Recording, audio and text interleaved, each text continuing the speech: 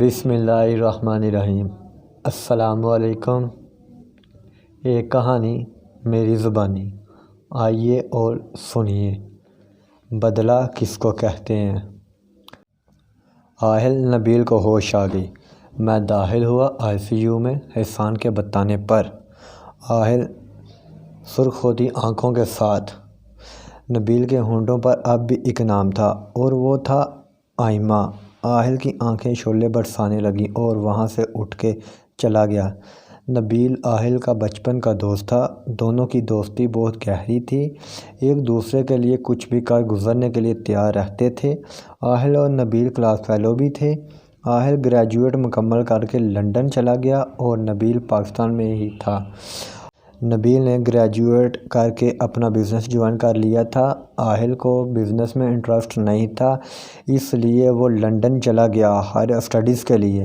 سال بعد سمیر کی کال پہ پاکستان کے مشہور ہاسپٹل آغا خان کے ICU کے باہر کھڑا تھا اور اس وقت اس کی آنکھیں شعلے برسانے لگیں اور اپنے جان سے عزیز دوست کو اس حالت میں دیکھ کے آہل کا خون کھول اٹھا تھا اور اب وہ بدلہ چاہتا تھا آئمہ سے۔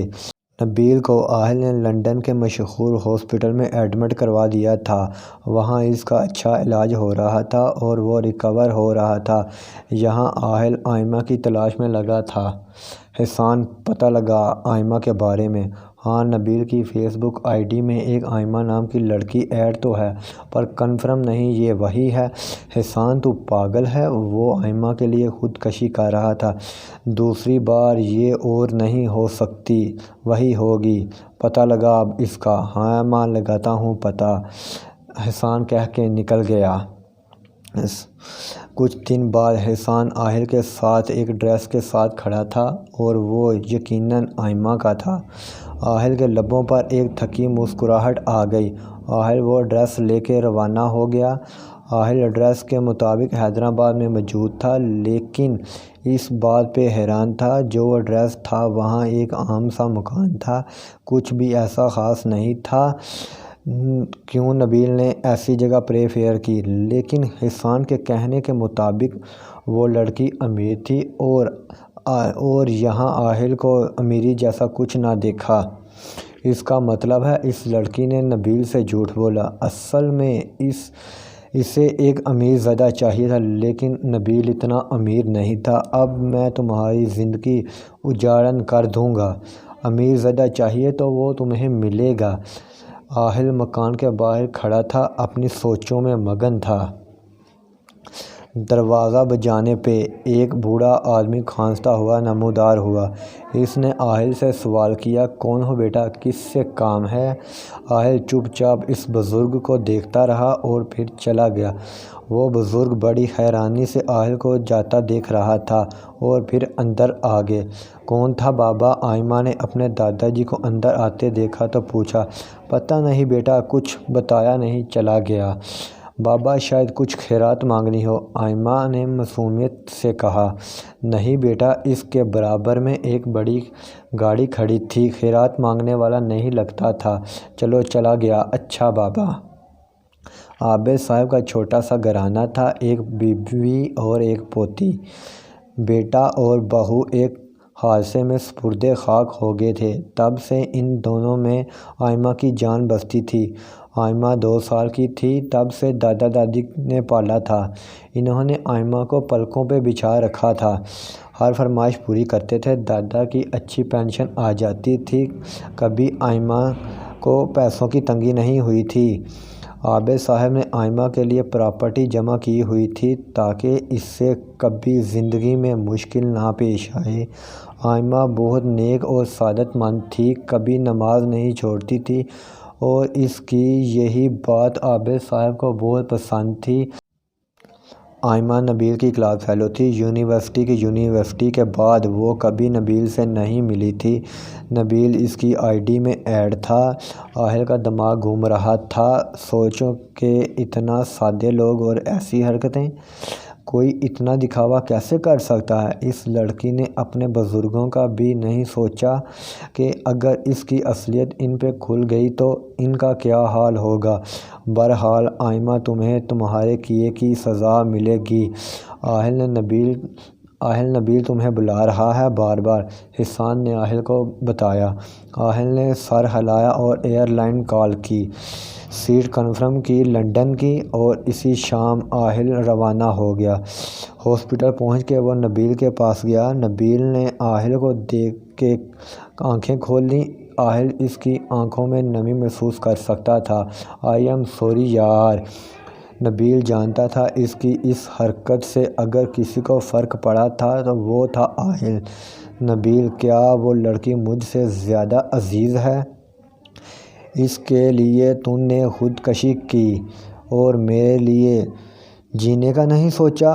آہل ایک ایک لفظ پہ زور دے کے کہہ رہا تھا۔ نبیل کی آنکھوں میں نمی بھر آئی۔ بس بہت ہوا، اب رونے کی باری اس کی ہے۔ نہیں آہل، اسے کچھ مت کہنا، وہ میری زندگی ہے۔ آہل کو بہت غصہ آیا پر وہ خاموش رہا۔ نبیل، اس نے کیا کیا؟ اور تم لوگ کہاں ملے اور اس نے تجھے کیوں چھوڑا؟ آہل نے ایک ساتھ سارے سوال پوچھ ڈالے۔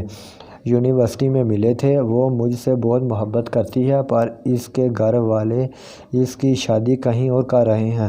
تم نے اس سے بات نہیں کی؟ آہل نے نبیل سے پوچھا۔ بہت بار کی، لیکن وہ کہتی ہے لڑکا بہت امیر ہے، وہ اسے بہت خوشیاں دے گا، یہ اس نے کہا۔ آہل نے حیرت کے عالم میں پوچھا، ہاں، اور تو اب بھی کہتا ہے وہ تجھے محبت کرتی ہے؟ وہ لڑکی کہاں کی ہے؟ یار میں تجھے نہیں بتا سکتا، تو اسے نقصان پہنچائے گا۔ اچھا تیری طبیعت کیسی ہے اب؟ اور اگر میرے لیے دل میں ذرہ بھی ہے تو آئندہ کبھی ایسی حرکت مت کرنا۔ وعدہ کبھی ایسا نہیں کروں گا، مجھے بس آئمہ لا دے۔ اچھا میں کچھ ٹائم کے لیے پاکستان جا رہا ہوں، تو یہیں رہنا، یہ میرے گھر کی چابیاں ہیں، جو بھی چاہے لے لینا، اور کچھ وقت میرا لگ جائے گا۔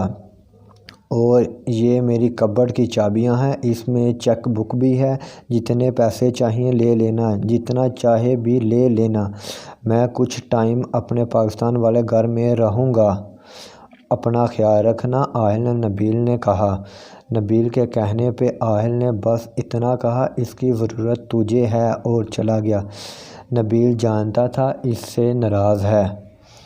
آہل پاکستان پہنچ کے سیدھا حسان کی طرف گیا۔ حسان، اس لڑکی کی ٹائمنگ پتہ کی ہے؟ ہاں، وہ اب ایک پرائیویٹ جاب کرتی ہے، صبح 8 بجے جاتی ہے اور 2 بجے واپس آتی ہے۔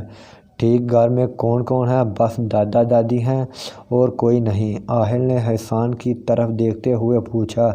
نہیں، دادا دادی کی ٹھیک ٹھاک پراپرٹی ہے، پینشن بھی اچھی ہے، شوق میں جاب کرتی ہے لڑکی۔ اچھا دادی دادا کیسے لوگ ہیں؟ بہت اچھے اور سادہ لوگ ہیں، جس سے بھی پوچھا وہ یہی کہتا ہے۔ ان کی بیٹی کو اغوا کرنا صحیح رہے گا؟ آہل نے ایک دم حسان سے پوچھا۔ میرے خیال سے نہیں، ایک ہی پوتی ہے، سہارے جیتے ہیں دونوں، کچھ نہیں کرتے، بس اس سے باتیں کرتے رہتے ہیں۔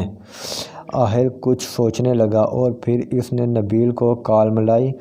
کال اٹھاتے ہی آہل نے نبیل سے کہا، مجھے کچھ پوچھنا ہے تجھ سے۔ نبیل نے سنجیدگی سے کہا، تجھے مجھ سے اور اس لڑکی میں سے کسی ایک کو چننا ہوگا۔ نبیل گہری سوچ میں مبتلا ہو گیا اور تھوڑی دیر بعد اس نے کہا، تجھے۔ ٹھیک ہے کہہ کے آہل نے کال رکھ دی۔ اب آہل کے دماغ میں جو آیا تھا اس پہ عمل کرنا تھا۔ اس نے اپنے ماما بابا کو کال ملائی۔ آہل اپنے ماں باپ کا اکلوتا اور ایک بہن تھی جو بچپن میں چھت سے گر کے چل بسی تھی۔ आहिल के मम्मा पापा एक गांव में रहते थे। आहिल के पप्पा इस गांव में सरबराह थे। वो गांव इसके पप्पा का था। आहिल ने बहुत बार कहा था अपने पप्पा से कि वो इसके साथ लंदन चलें, पर इन्हें अपना गांव में ही सुकून मिलता था। वो नहायत सादा थे, पर इनके आगे पूरे गांव में किसी की नहीं चलती थी। आहिल दुनिया में सिर्फ अपने पप्पा से डरता था। आहिल शुरू से शहर में रहता था। आहिल की पढ़ाई की वजह से फराज साहब अपने लहते जिगर को अपने से दूर रखा, पर वो चाहते थे आहिल अपना बिजनेस ज्वाइन करे, पर वो मना करके लंदन चला गया था और नबील कभी कभी जाता था इन सब से मिलने।